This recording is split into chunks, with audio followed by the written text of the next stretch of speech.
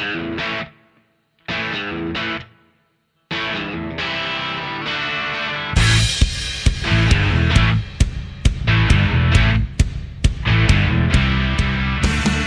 it going, everyone? You're listening to Free Kick, the AFLW Fantasy Podcast. And today I'm joined by Jono and Liam as we have a review of our first ever bye round, or double game week. Jono, how's it going? Yeah, not too bad. Not too bad. I mean, the Hawks just knocked off the ladder leaders by 50-odd points. What a weekend. What a weekend. Huge game.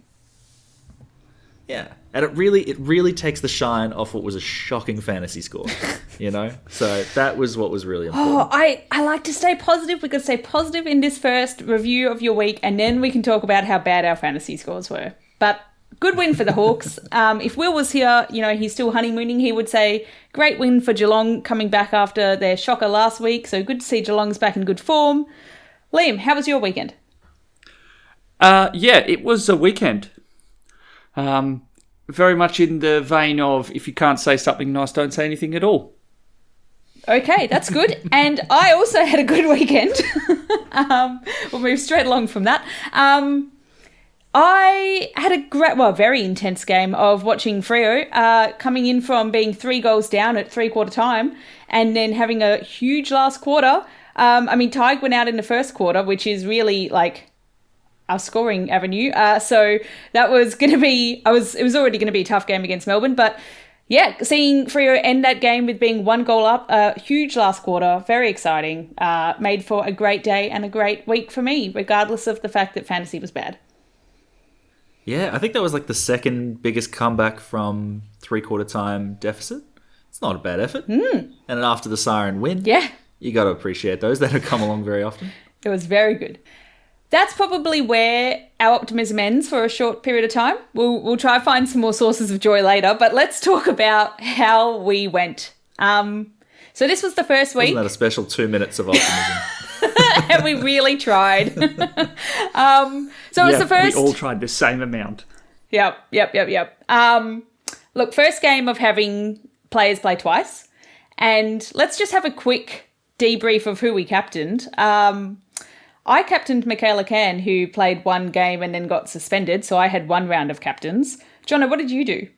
I captained Bree Davey for a wonderful 33 points. I got to say, not the way to start your first double week round, that's for sure.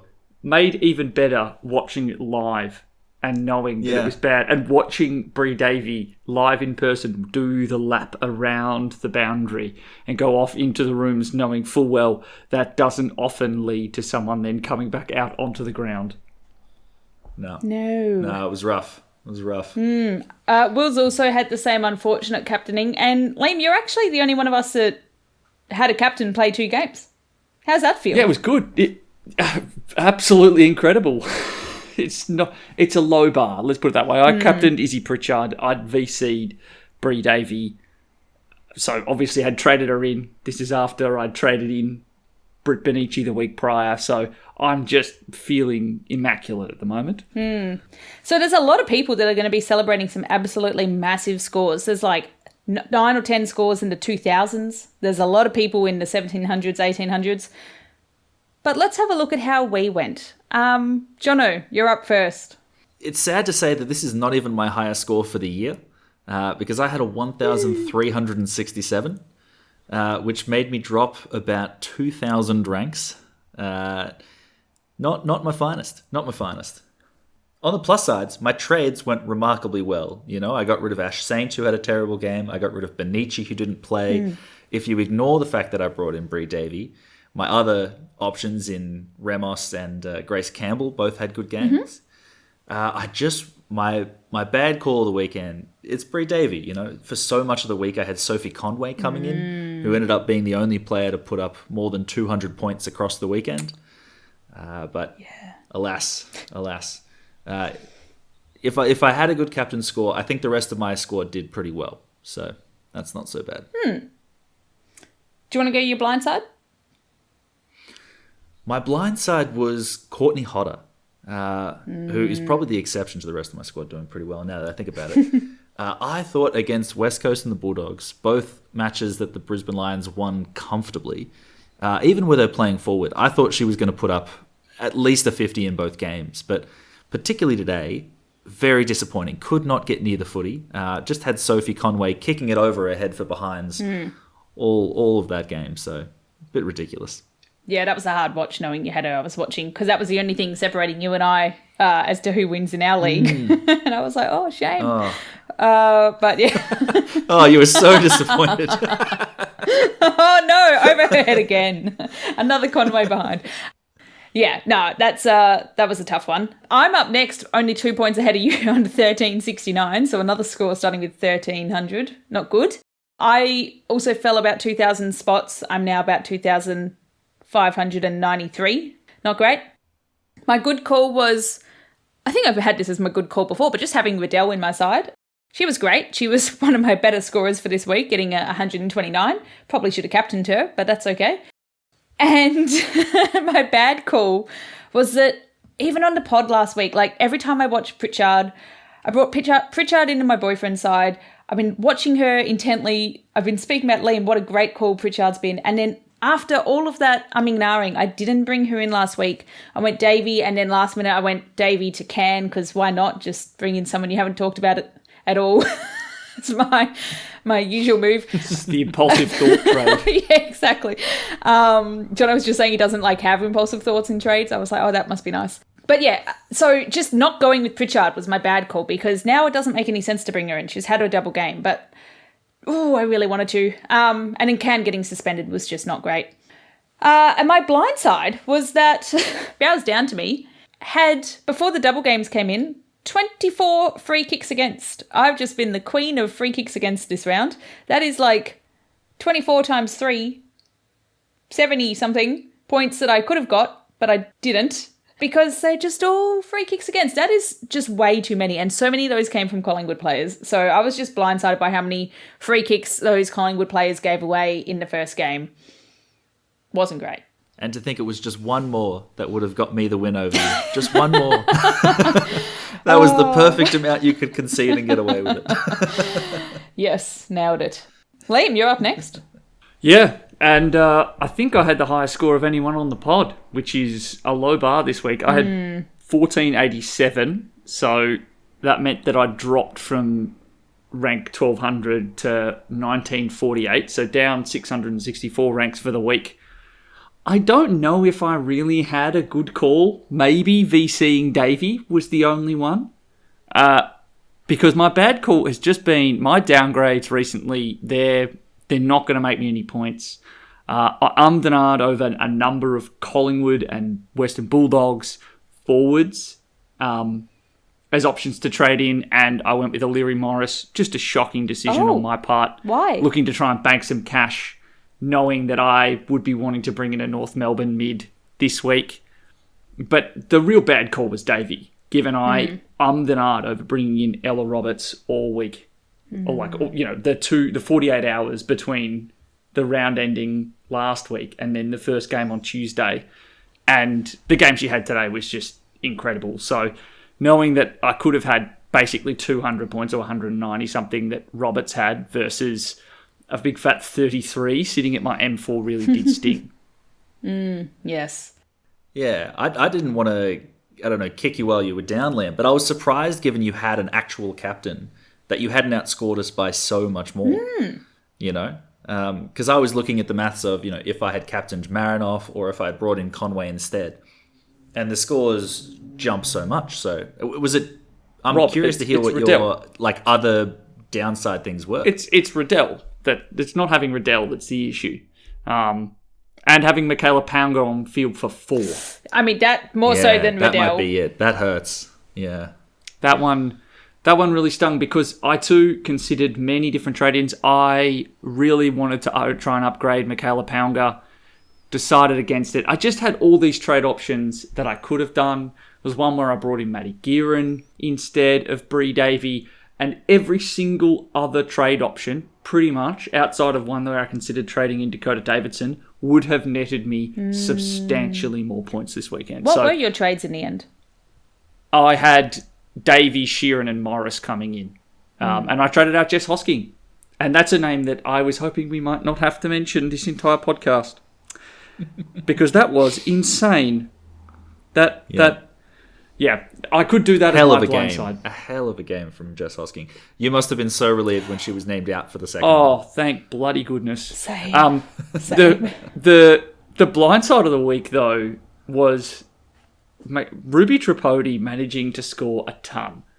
We talk about outlier games, or at least I do a bunch on this pod.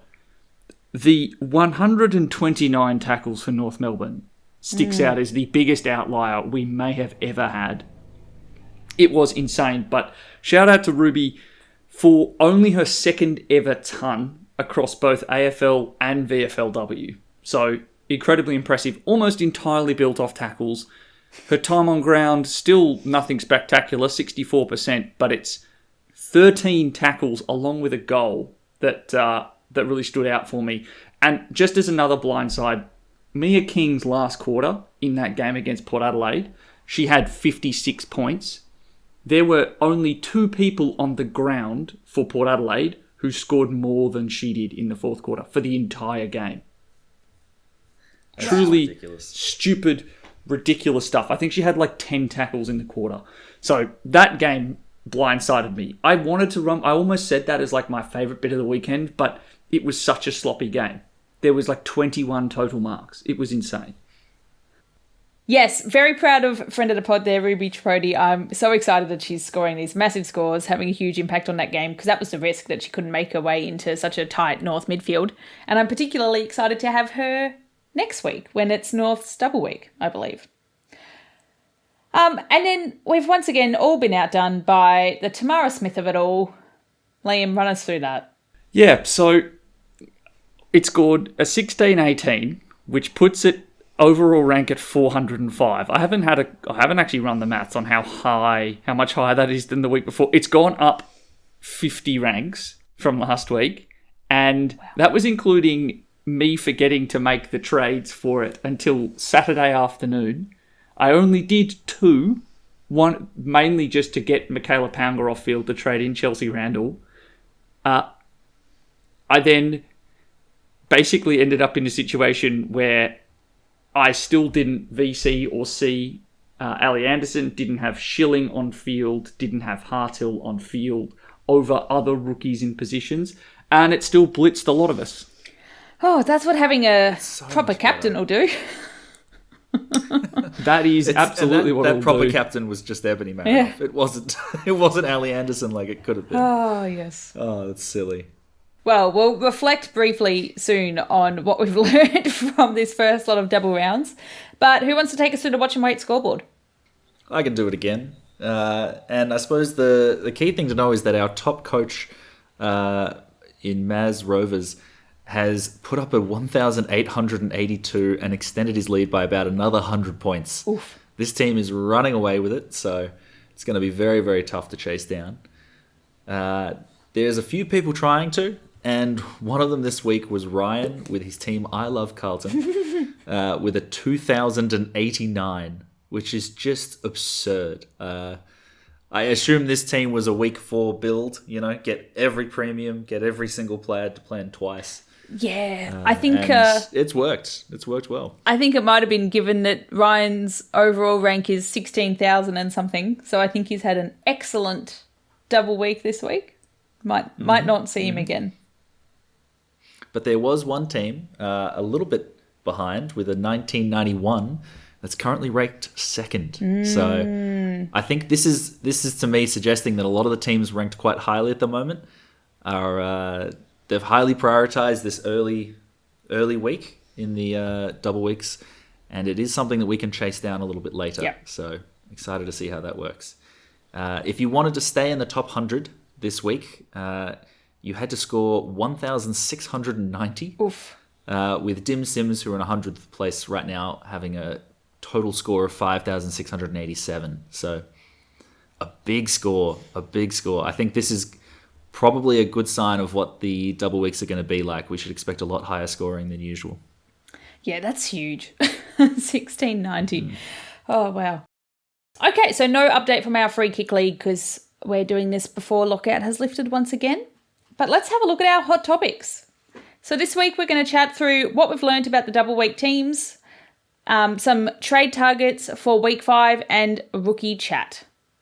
So in terms of what we've learned about the double weeks, well, something that I've learned is that I should have just captained Marinoff, like I said, because there were only 10 players in the double weeks that outscored Marinoff, and I didn't have, I don't think, any of them. But there were 4 players in the top 20 that were not, 16 players in the top 20 were from the double rounds. 4 were not. That was Noffy, Riddell, Whitford, and Garner.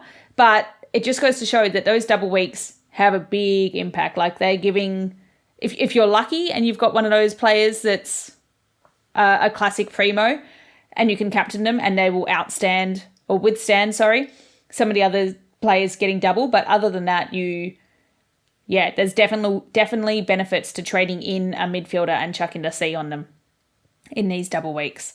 Ideally, a midfielder plays twice. Jono, what about you? Yeah, I hear what you're saying, but at the same time, if 16 of the top 20 players were double round players, I think we want as many of them as possible in every round. Because looking at the other side of things, I think of all the players that played twice, so not players like Bree Davey who played one and then didn't play again. Of everyone who played twice, only 2 of them scored less than 50 with a combined score. You're just so much safer. You know, you're always going to get a good score. And if you do select the right captain, had you put the C on Sophie Conway, you would have ended up with 430 points from your captain. So I understand that we've suffered here by not having any of the right players, but I'm very confident this week that one of Riddell or Garner or someone in that echelon is going to finally give me a good captain score. I'm very much looking forward to chucking that C on Riddell. What about you, Liam? What did you learn in these double weeks? I think the main thing for me was the importance of still playing with a degree of risk allocation when it comes to VC loopholing. Like, Bree Davies 33 is very frustrating for anyone that had the C straight on her, but I think it does speak to the fact that it still is worthwhile putting a VC on and then hoping to be able to make sure that your trades either have a red dot coming in or ideally already having a red dot in your team and configuring it so that you can just take a Marinoff, or if you were like me, just go across to Pritchard, who I think at this stage, I think she averaged something like 80 in the end across the 2 games. So fine. Obviously not the, Conway 106 or whatever she averaged. I just think it's really important to still not get overawed by the prospect of 400 points and still playing with, keeping the risk at a minimum in mind. Yeah, we definitely learned that it is a very risky move because the upside is massive, but the downside is you just get left behind. So risks, obviously, injury, like Davey going out midway. And then, what was it? Davidson's last minute out from that first game, the latest possible out, warming up on the field and then not playing. But then suspension as well. That's super annoying and something that I didn't really put enough weight on. As soon as I saw Can do that tackle, I was like, drats, there goes my second captain. Yeah. I think the other thing I would probably take away from that as well is we didn't see many players explicitly rested for an entire game, but we did see some lower game time from some of the more important players and probably some more forward time. So the big one was Ali Anderson, who would have been on about 85, 90 at 3/4 time, then spent most of the 4th quarter either forward or off the ground resting. And she also had a very extended stint on the bench in the 4th quarter against West Coast. I think that echelon of player that is so integral to a team, I think that's the kind of resting that we're going to see. And that was always going to be a big unknown as well. We just don't know how clubs are going to handle the advent of these double game weeks. So just something to keep an eye on too. So I think the big watch this week is Garner and whether or not she spends substantially more time resting forward or off the ground.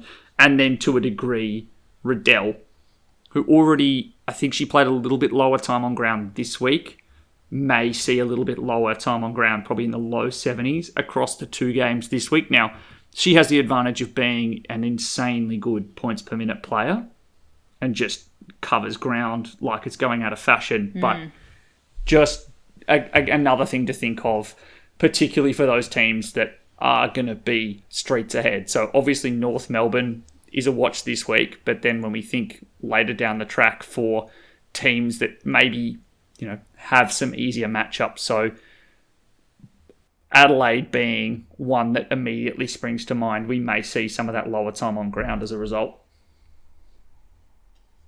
I really wonder about a player like Jess Hosking, because that's one where I sort of think, I'm sure she was injured. She was definitely quite sore at the end of that first game. You could very much tell that. But would she have recovered if they weren't playing 4 days later? To me, that's sort of being managed in a way. Yeah, that's fair. Yeah, Either way, it's that's definitely hard not to as tell. safe as we were initially thinking. So it just keeps you on your toes. I think the VC loopholing is going to be very important. It's going to be my biggest priority with trades this week, is bringing in a red dot that I can comfortably say, this is who I'm putting on ground if I need a captain. So Yeah. We spoke about last week, is it essential to have one to trade one in? And I think confirmation is yes. Because Ludkins wasn't actually red dot in the end, was she? She was. It's just, I was so nervous. She was emergency both times. Yeah, that Yeah. and that's the risk with so many injuries and the potential to rest a player because they're a little bit injured. I was like, oh, Ludkins is risky. Because I was tossing up, if Davey had scored what I'd wanted her to score, and then I'd had to lock Lutkins in on the Wednesday, and then she'd been selected for the Sunday games, I'd be like, well, now I'm going to get a Lutkins 5 as my captain. Yeah. Instead of, in the end, a 33. Wow, So big I guess difference. I should be grateful, I guess. Yeah, you netted out better. Well done. Yeah. Oh, wow. Nice. Okay, well, since we've reflected on what we've learned, looking at our week 5 trade targets then, I think we discussed a bit in last week in terms of the strategy. The strategy has to be the players you're trading out have had their double game. Or alternatively, if you've got multiple red dots and you're looking for some cash gen options, trade out some of those red dots. Keep one, for VC loophole. But that's the other good reason to be trading out a player. But I think we want to be getting rid of players that have had their double weeks and trading in almost exclusively from players in the week 5 or week 6 double game rounds. Given how quickly injuries happen and things change in this game when we've only got 10 weeks, I think focusing on players in the week 5 is probably a better idea than week 6, but week 6 is also an option if it really makes sense from your week 4 trade outs. But you probably don't want to be looking any further than that to week 7. There's just too much that can change before then, and you definitely don't want to be bringing in players from week 4. Yeah, I also agree, because I think there are also limited targets in the week 7 bye, and by the time we get there, if you've already got them, then who are you going to be bringing in that week? Yeah. So if you want to maximize how many we have throughout this entire period, I think having more of a rolling pool rather than putting them all at the end makes more sense. Yeah. I think out of the players that we've had in week 4, there's some that you might consider holding, and we'll go through those in a second. But the trade outs, obviously Davey, Hosking, given her kind of flaky performances in the past, Hartle, good ruck to have for some cash gen options, but not someone that you've gone probably keep long term, and Hodder in that kind of iffy role that we saw this week. But out of the week 4 players that you might want to consider holding, what do you guys think about these ones? Liam on Pritchard? I think that Pritchard is a perfect launching point into Garner, Riddell, Conti, would be my thoughts. Just feel like she's done enough of what I was hoping for. I probably would have liked an average that got closer to 90, but an 86, which is what she's got. It's pretty close to 90. Good. But it's more like I probably wanted 20 points on last year, and she was 72 last year. Again, just a couple of down games, and probably took a little bit of time getting used to no Blackburn there. A perfect launching point now into an uber premium Uber primo mid. Yep, I like it. Thomas, Jono, would you trade her out? I would assume that people have more than just the one option. If she's your only week 4 player, I would say trade her on. But generally, I think she is one of the better players to hold on to.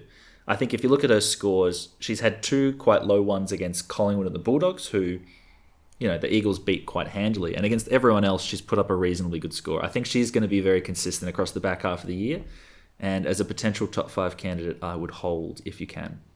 Yeah, I would say if you've got a player in your backline that you want to trade out after their round 4 performance, it would probably be Slisher, given that she had a fairly low time on ground, even though she did play in the midfield and had some CBAs and looked really good there, but she still looked like she wasn't either potentially fit enough or they were preventing her from injury by not having her on the ground for a lot of the game, which totally makes sense. Collingwood are injury riddled, but to me, that's a warning sign of someone to trade out.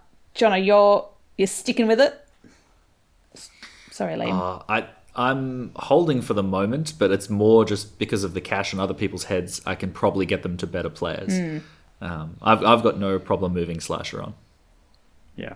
I think the thing that scares me as much as she is playing midfield, it's the fact that there's almost no marks. Just really speaking to the fact that there's not that many marks to be had at all at Collingwood, and they're almost all to defenders.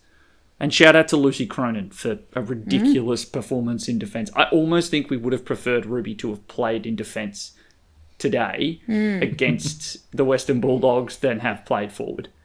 I would have loved an 80. That would have really just given some glimmer of hope launching into this week. Ah, yes. Well, what about another player from Collingwood, Campbell, over to the forward line? Jono, would you trade her out or keep her? Yeah, she's one where I think you can go either way. I think at the moment we were talking before about how she's nearly top 10 for averages in the forward line. And particularly over the next few weeks with the injuries to that Collingwood midfield, she's probably going to be getting more time than usual. So I think she's one you can hold for sure. But for the rest of the season, I don't think she's going to be, the next 6 weeks that we have, I don't think she's going to be a priority to hold.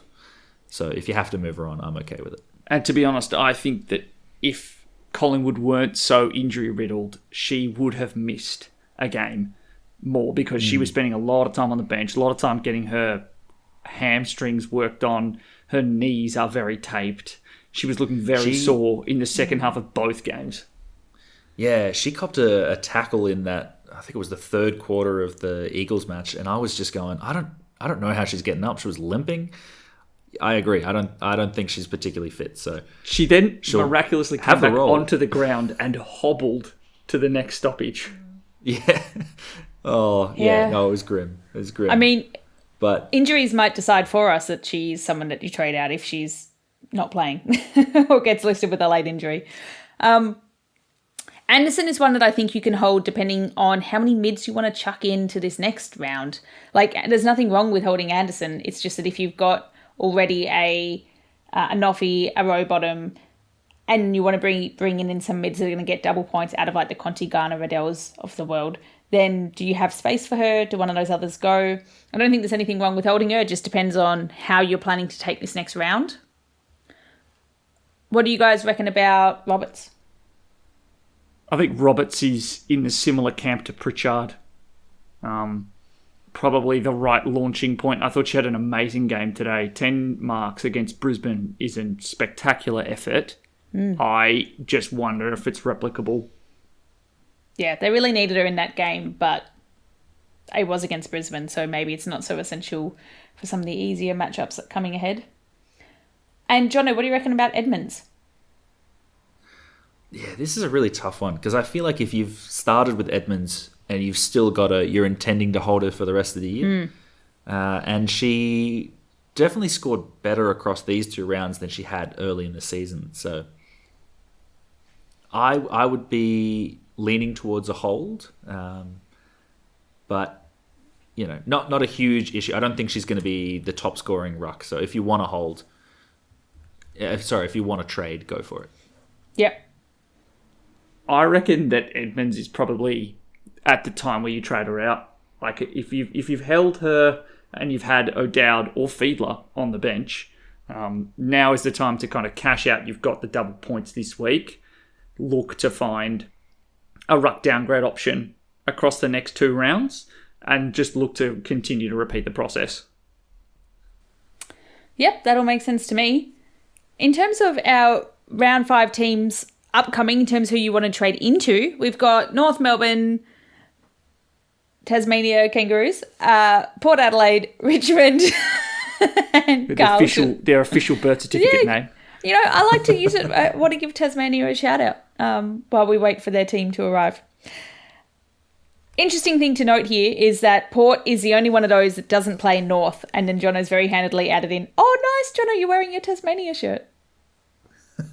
I am indeed.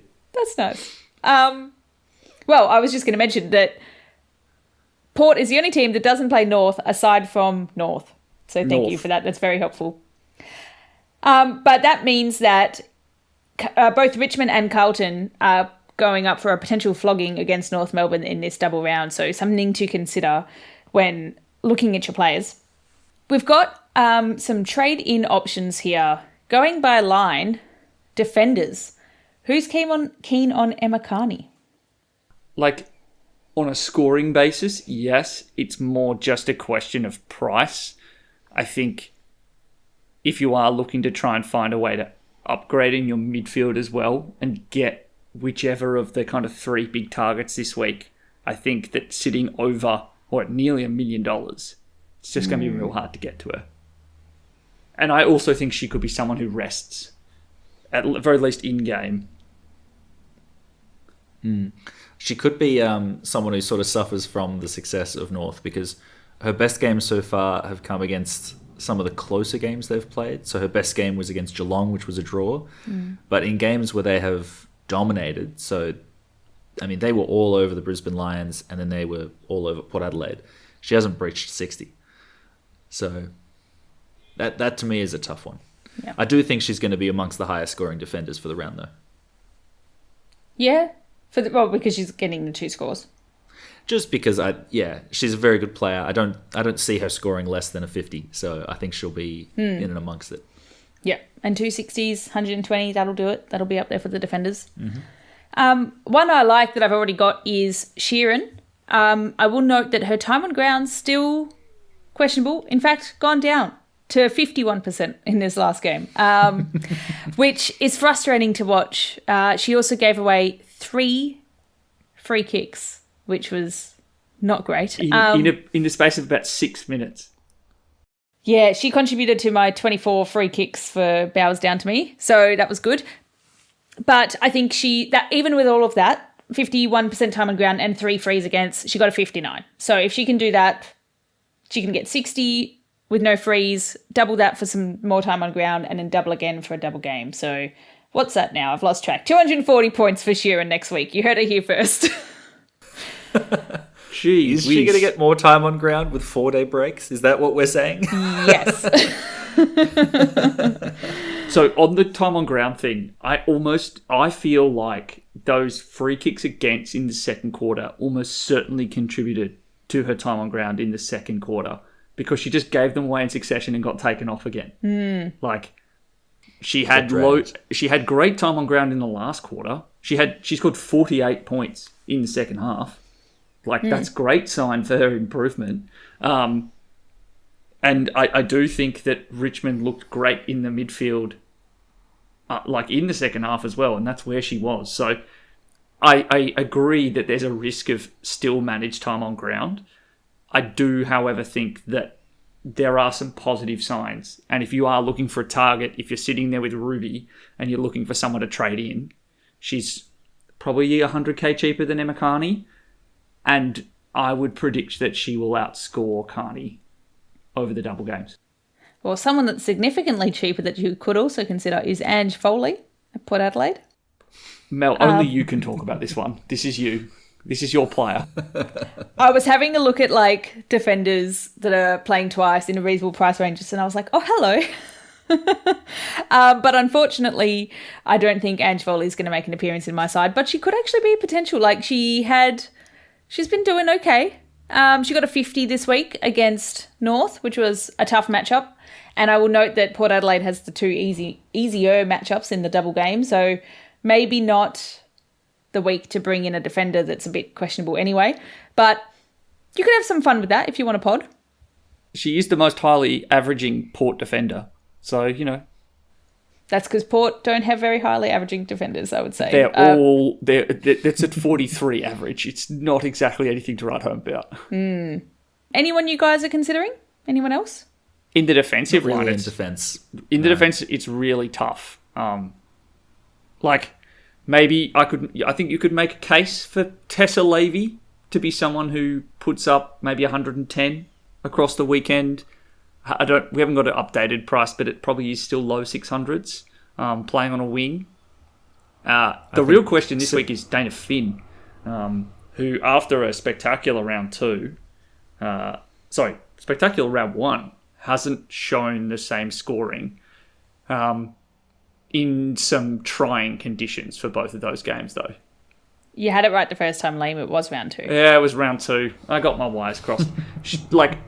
I don't think... 31 wasn't great. It's the thing that's frustrating, though, is that her mark share has gone down. She's only had 2 in each of the last 2 games and only had 9 touches against Richmond. Again, in some tough, dewy conditions where there weren't that many marks to be had at all. Yeah, if she'd taken any marks in that Geelong game, I don't think any of the players took marks. That was a slop. But this week surprised me because it was not perfect conditions, but it also wasn't terrible on Thursday night.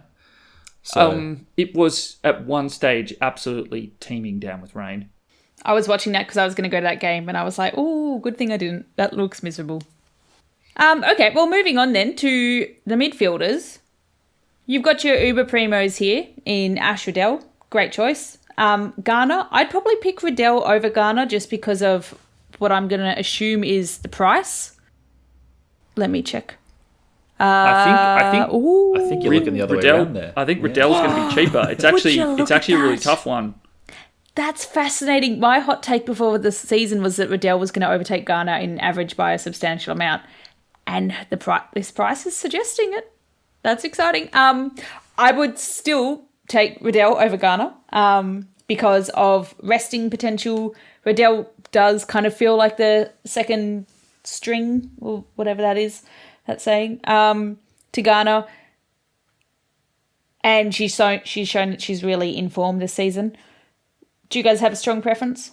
I definitely prefer Riddell. I feel as though Garner will see a less than spectacular role.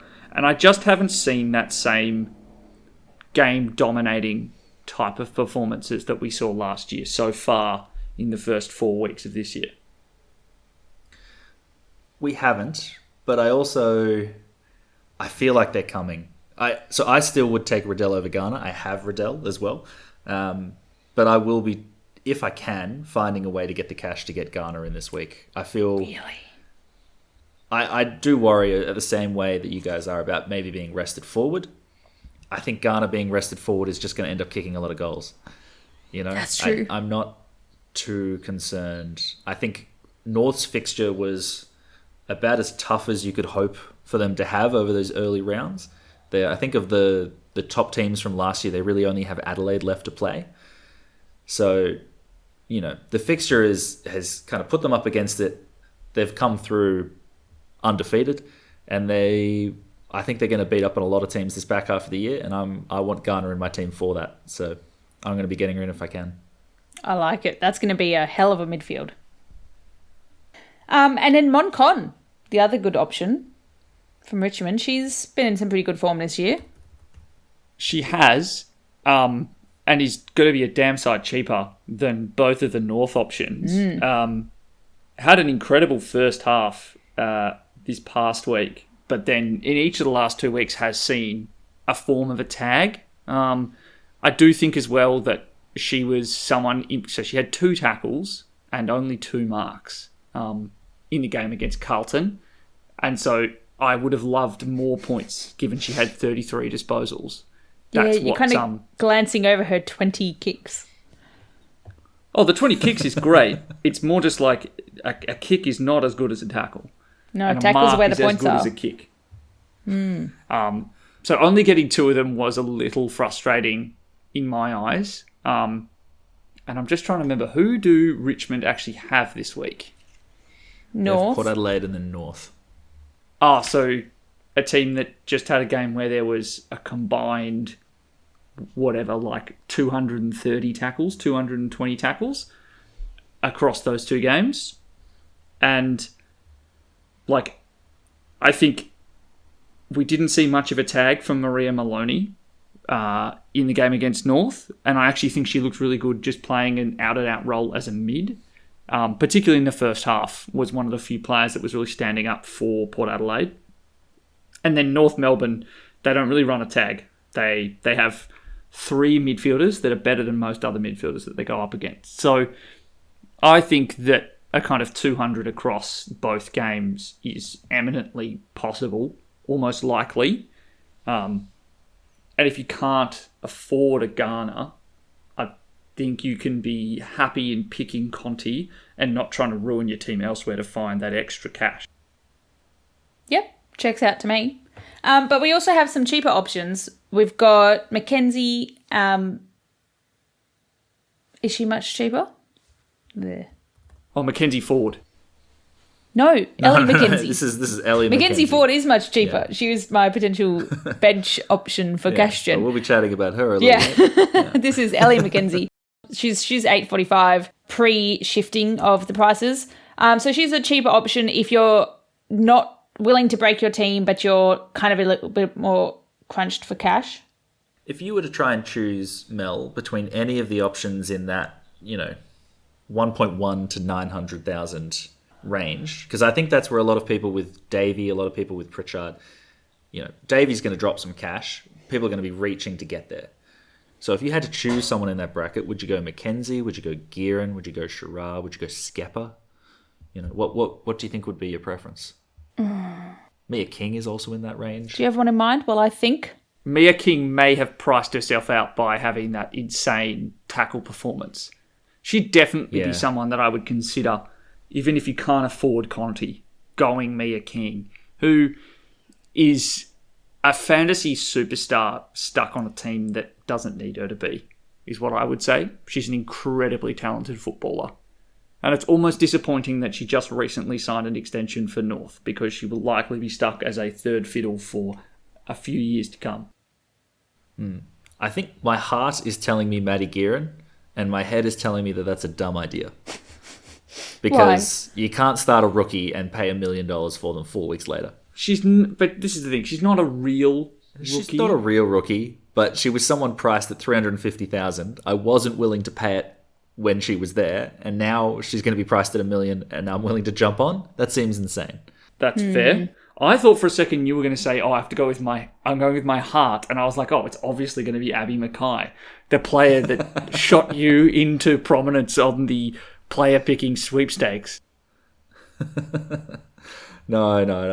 As much as I love Abby Mackay, I don't think I'm going to go there this week. I'm just thinking about. Okay. I'm going to go with Abby Dowrick, because I think that in terms of Port's top midfielders, I was having a look earlier today at who, just in terms of teams, who consistently finishes in the top 3 scoring fantasy players for each team over the last few weeks. And Dowrick and Maloney are both in the top 3 highest scoring Port Adelaide players in 3 out of 4 of the games so far. So that gives me confidence that they're going to stay there. And I think Dowrick has the most bang for buck. Pre-lockout, she's priced at $975K, so she's a little bit on the cheaper side. I don't love the idea personally of stacking my side with too many midfielders from Port Adelaide, but it does kind of protect you against one of them being injured. Well, you got plenty more.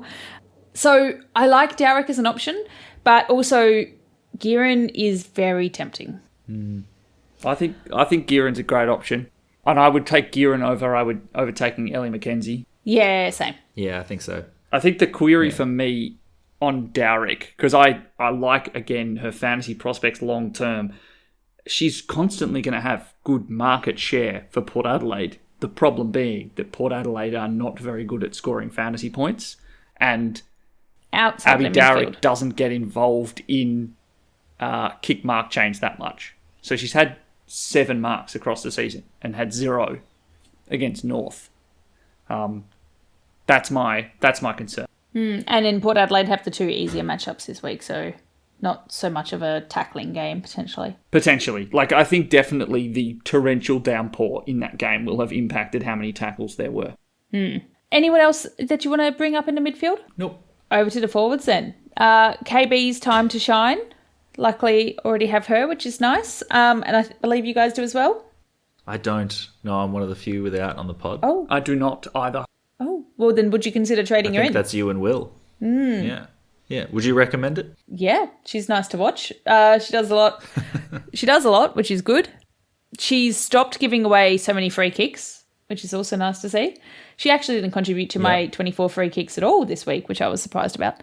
Yeah, no, I think she's a pretty essential cog for Richmond. My concern is that she's only gone over the 53 once in 4 attempts. And in good matchups too. Yeah. I think Port Adelaide will be another good matchup, so she'll do okay there. But North Melbourne is as tough as they come. Yeah. I think she's got protection from the floor, though, which I do like as an option. But if you don't already have her, would you be bringing her in and then holding? Because that's something I'm considering as well. It's like, if you're bringing in a player, I don't really like having them for just 1 week. Something feels wrong about that. So who would I be bringing in that I could potentially be holding at the end of the round as well? Yeah, no, I do like that logic. And that's why I'm going... If I can't get to Ghana, I think I'm going to get someone much cheaper and try and target Alice O'Loughlin. Because that is 3 scores over 70 this year. The other being a suspended missed game. I also like that she's the only one in their team who's been rested recently because she was suspended. So I think I'm hoping that she's unlikely to be on managed minutes. But Liam gave me a little news insight that I need to maybe be aware of. Yeah, that being that she looked to have, I'm going to say, jarred her wrist I think around about half time, and then didn't come on for about 10 minutes in the third quarter. So she did actually come on and ended up keep playing, but I would just be watching out for how she went. Or what news there is on that injury. I'm hoping that North Melbourne are forthcoming, at least in their injury report, with saying, blah, blah, blah. Alice O'Loughlin had a blah, blah, blah injury. She's fine. She expects to play full minutes, or is a test. Just so that there's some indication of, there is a risk that she's someone who may not stay on the ground for long if she's nursing something that's, making her sore. Yeah. I didn't know that was something you could jar, but we learn things every day. Jar your wrist. If she plays, I'm very confident in her. I just think if she can score against tough teams, she can score against the easier teams. So Good logic. yeah, I'm happy there. You've got some riskier options written down here, Mel. Any thoughts on these? Well, Julia Teakle has been doing a lot of goal scoring for Port Adelaide. And Port Adelaide they're not playing North in this matchup. So that's nice to see. I think that she could be one that if she can get another 3-4 goals or whatever, she could be a good 1-round pick. I mean, we don't often pick forwards for their goal scoring capability, but she could be an exception this round. If I believe she's also priced quite cheap. Well, she'll probably go up a bit because she had a quite low break even after a 57 and a 69. That's true, but she topped it off with a 38 in this last round, so not too bad. Yeah. I mean, second in the leading goal scorer award. It's been an impressive start to the year. I think for 600k, you could do a lot worse. Can I give you a name that is extremely, extremely risky, but only because they've dropped a mountain of cash? When does the real Gemma Horton turn up? Oh, it's tough to know. It's tough to know because she's just been so low scoring. Didn't she score like a 20 odd on the weekend? Yep, it was atrocious. Again, affected by the conditions. Just had a 52 against the Western Bulldogs. I just feel like the resurgence will eventually have to happen. Will it though? Because she's not someone I don't know what I've said on the podcast, but in my heart, I've never really been that keen on her. Since she left Freo. You say that, Mel. Mel, you had her at 4th in your top 5 forwards to start the season. Yeah, but that's because I think she has the fantasy scoring potential. But in terms of as a actual player, Like, if she's not in that role, I mean, that wasn't because I love Horton. That was because the role's there, right? Because if Port do well, she'll do well. But I don't know. I think she's not necessarily going to come back from here, especially when you've got young guns like Teakle taking all the goals, looking very comfortable in that role.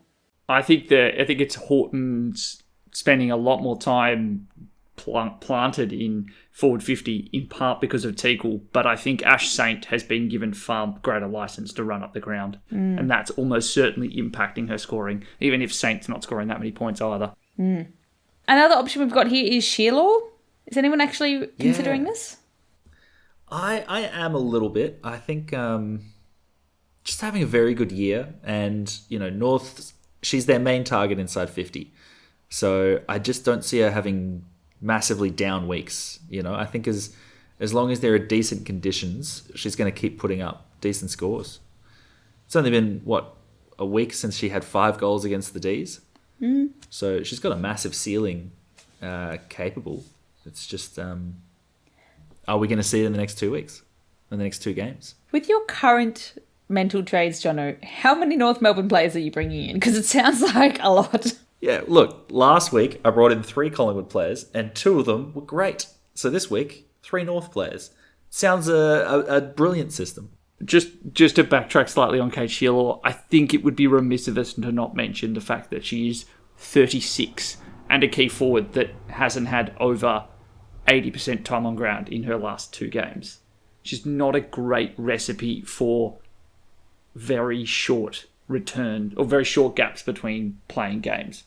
I reckon we've brought up 5 players today that don't have 80% time on ground. And I've brought in plenty of 36-year-old this seasons. For example, Kate Lutkins. That works so well. And it always works out really well. So I have no concerns. No concerns whatsoever. That's Well, fair. in that case, That's fair.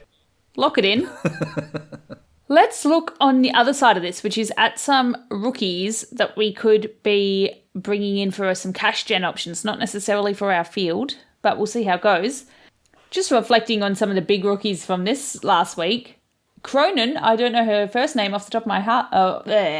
Lucy Cronin from Collingwood, 81 as a defender. What an amazing performance that was. If only she was going into her double round now and we could bring her in.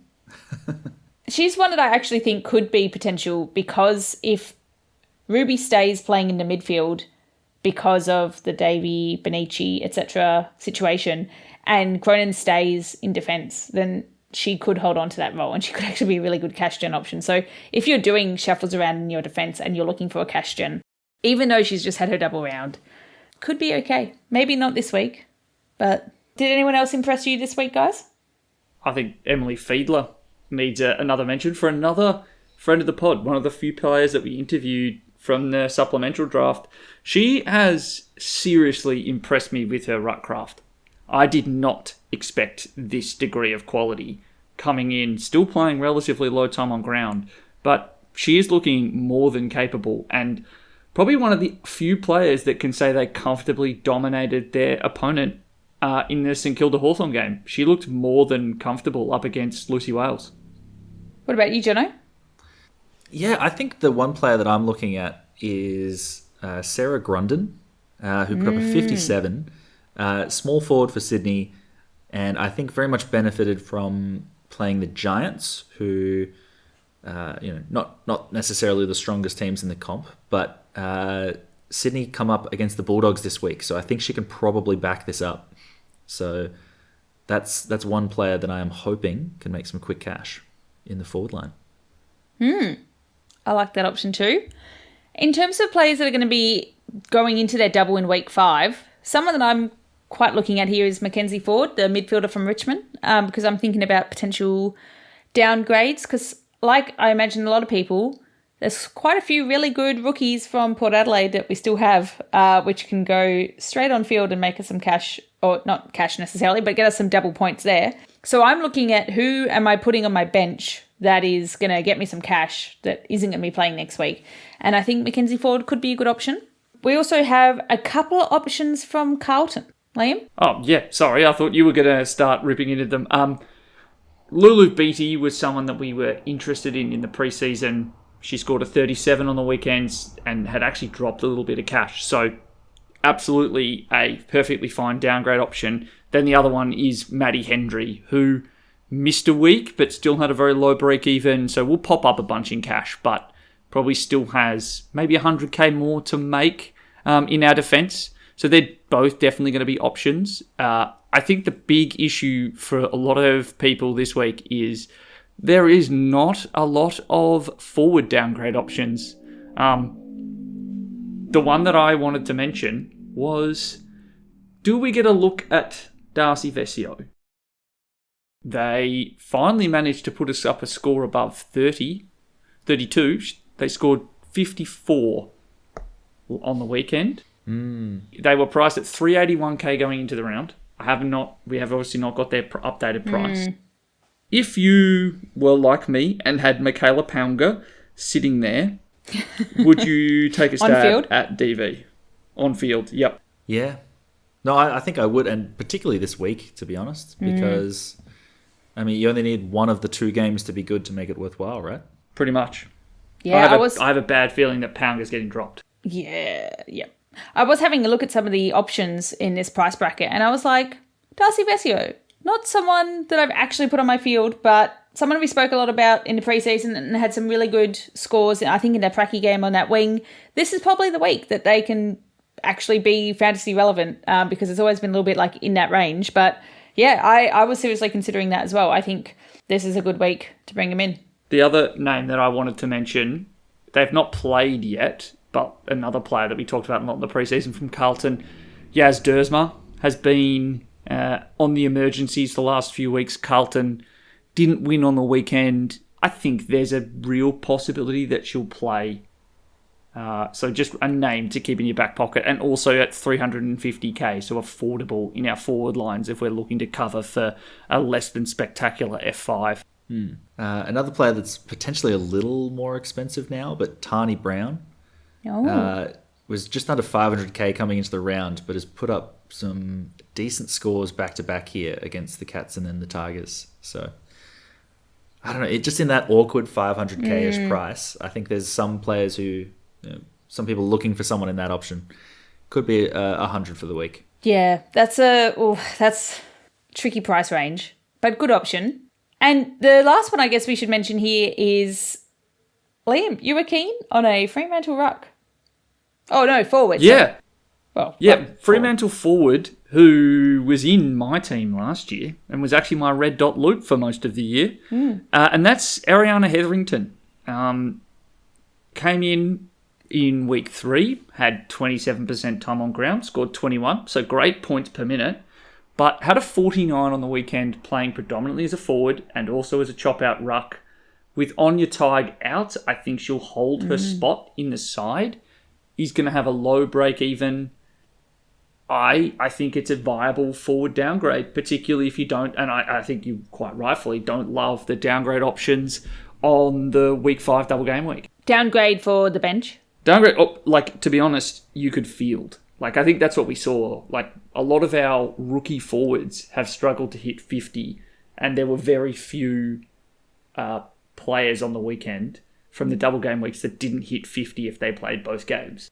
So, we might just be rolling through a selection of double game week rookies at F5 and D5 just so that we can keep the rest of our team upgrading to some real primo options. Yeah, makes sense to me. I unfortunately don't have a rookie at F5 to do that with. You say unfortunately, but what you mean is my team's going so well. My team is better in that respect. Let's just go back to my score this week to confirm how well my team is doing. Hang on, I'm just being handed a note. Yes. Well, I mean, the reason my team didn't do good was because of captains. So, Liam, let's chat Captain's Corner for this week, taking all of our learnings in from the first of the double games. Yes. I think you're going to want to continue to try and play the VCC loophole game. So that does mean that you need to be looking at the order of the games. And I think it comes as no surprise that the two best options for this week are Ash Riddell and Jazz Garner. for the reasons that we've discussed already, I think Riddell is probably going to be the highest scoring option across the two games. But I also think there is a very good shout that Mon Conti, particularly first game up against Port Adelaide, is a very viable VC option for everyone to pick. So would definitely be looking at that. After that, we don't have that many premium kind of 100 plus averaging options. I think Mia King, as we've already discussed, is a shout. But I think if you've it's an unfortunate situation where she'd be probably a far better VC than she is C. But if you've only got Conti and King, I think we saw this week, you put the VC on Conti just in case we end up with another Brie Davey situation. And then Jono had a hand in ranking these. I think Maddie Gearin is a very hard Jono pick, but I also can't criticise it because her scoring over the last 2 weeks has been spectacular. But I do feel like there's a pretty decent kind of blanket over a bunch of options outside of that. So Abby Darrick, as discussed, best scorer at Port Adelaide, could easily put up a ton. Abby Mackay, Keely Shirar, Ellie McKenzie, all players who can score capably. And look, hey, they scored 110 in the preseason. Shanae Goody as the most speculative of speculative options. That is a wild option based on the last month of scoring. I know, but I just wanted to say something fun because the captains are less fun now because there's the options are so limited. They're way more fun. We're not just saying Ebony incredibly relevant. No, but yeah, that's fair. That's fair. It's limited. It's been limited either way. Maybe I should get Maddie Gearin in just so I can captain her. I think you should do that. It. Yeah. Up against North. I did an impulsive trade because I wanted a fun captain in that first game. So that I was like, I'm watching this game. I'll bring in someone. I'll have a fun captain. It didn't quite work, but it was fun. Mel's positivity is carrying the pod this week. Everyone have fun. Yeah. It's about having fun. Okay, well, speaking of fun, my trade plans for this week. Currently, I'm thinking that I'm going to go... Well, I don't really need to trade in a good C option because I got Riddell. I don't have a VC option right now, other than maybe like a goodie window situation. But I'm not sure if I'm going to give myself one because I really back Riddell. So I think I'm going to go Huddle out to Fiedler as probably my on-field ruck, or O'Dowd, not too sure yet. But essentially, I'm going to cash out of Huddle and get my probably bench ruck or ruck cash gen option there. My current thinking is Michaela Can out to Mackenzie Ford as a cash gen option, but I'm not really too sure if I want to do that necessarily. I think she's a good option, but I'm not really sure how I'm going to arrange my Port Adelaide midfielders. This is the time to make the most of them. But yeah, anyway, not sure about that. And then something I'm tossing up is like, Goldrick looks really good, and I think she's a Sweet 16 must-have, and I don't have her. So do I bring her in now? Do I bring her in later? Am I just bringing her in because I have FOMO? I'm not too sure, but Slash has got to go anyway, so that could be a good trade. Jono? Well, I'm wondering, because about 15 minutes ago on this episode, I think you pointed out the strategy of not getting round 7 double week players until we were closer to. So I'm just wondering how you're going to reconcile it with doing exactly that right now. Yes. FOMO's real. Yes, and, because we're keeping it positive, yes, and these are my preliminary trades based on my impulses of really wanting Goldrick in. So yeah, I'm probably not going to go Can to Ford either because that's a bit silly. I don't really need 4 rookies playing double games in this week in terms of midfielders. Mm-hmm. Essentially, I don't really know what I'm going to do, but this is just some options. But what I'm not going to do, because it's my point of weakness, is bring in Foley. Nice. Look at you respecting your own team. I love it. What about you, Jono? Well, I definitely need to get rid of Brie Davey. Yep. Just erase that mistake from my team altogether. Preferably, I can bring in Jazz Garner And if I can't, definitely try and reach Alice O'Loughlin. I'll probably be moving on one of Hodder or Slasher and trying to use the cash from Hartill to do so, to get those players up and around to who I want. The hard part is I love Ruby Slasher. I always talk her up. And now that she's got a midfield role, it's even though she's not scoring, even though she's scoring worse than she does in defense, I just like it. I like when my players play midfield. So it's hard to let go. You're clinging to the idea of Ruby Slasher. I'm a big believer in the role over the player, and this is the role and the player, and it's just not working out. So it's all the frustrations. What about you then, Liam? Yeah, I've got kind of two trains of thought. I can go keep Izzy Pritchard and then use a downgrade, kind of take Ruby off field, use the cash that's on her head, put Dana Finn on field to allow me to upgrade Davey up to a premium mid. Or alternatively, I can upgrade Pritchard to North Melbourne mid, take Davey down to a cash generator, put Shanae Goody on field. That would also potentially leave me to cash to upgrade Michaela Pounga. Don't know to whom, have not had the ability to kind of see what cash I have sitting around in different places. It's going to be a real tough week this week. The Brie Davey injury really does throw a spanner in the works. And I would also just like to say, just know that if I'm bringing in a premium this week, I am on a solid run of all my premiums getting injured.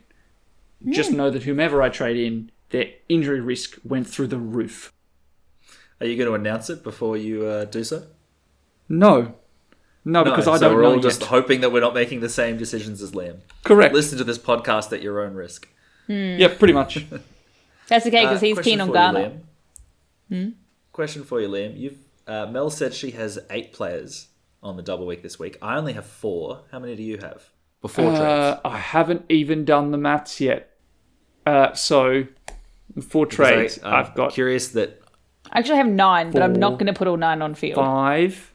You have 9. That's so many. 6. I only have 4, and that's with all those players on the bench right now, except for Riddell. Yeah, but I had 1 last week pre-trades.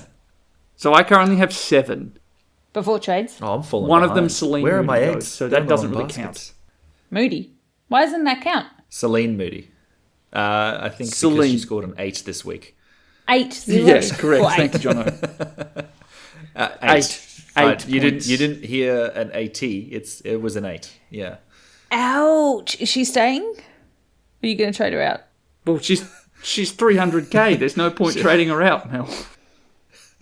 You're not wasting the trade. I should have just gone feedlot. I just thought she'd only play for a week. Well, yeah, I've got Bresnahan, Finn, Sheeran, yes, Riddell, Window, Wendland, Goody, KB, and Tripodi. So if I don't have a good week, there's something wrong with me, because it's not my team. Oh, can I also say, I know why I traded her out, and I stand by the decision. But at the same time, we were talking about how Lucy Wales had 3 tough games to get through, and then she was going to be sorted for the rest of the season. And this is the first game out of that run, and she puts up, a 94? Ugh. I hate it when we know what's going to happen and then we don't benefit from it, you know? It's like, what are we doing? Yeah. What are we doing here? Own worst enemies. Well, Liam, what's your point of weakness? My point of weakness appears to be me. And every time I consider an option, I settle on the one that would net me out at the fewest points. Yep. Look, I hear you, but also you've now used the one time this year you're allowed to call yourself your team's point of weakness. I was about to say. used it up in fair. week 1. You did well holding on to week 4. Mel, you're still holding yours. Good job. I am faultless. None of this is ever my fault. I am a perfect coach. And it is just the universe is out to get me. Yes. Thank you. Yeah, you're welcome. Let's wrap it up there then.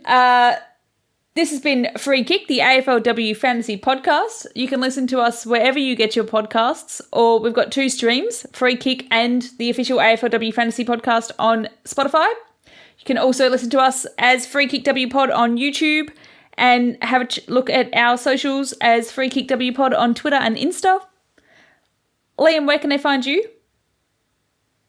They can find me on Twitter commiserating many injuries at Liam AFLW Fantasy.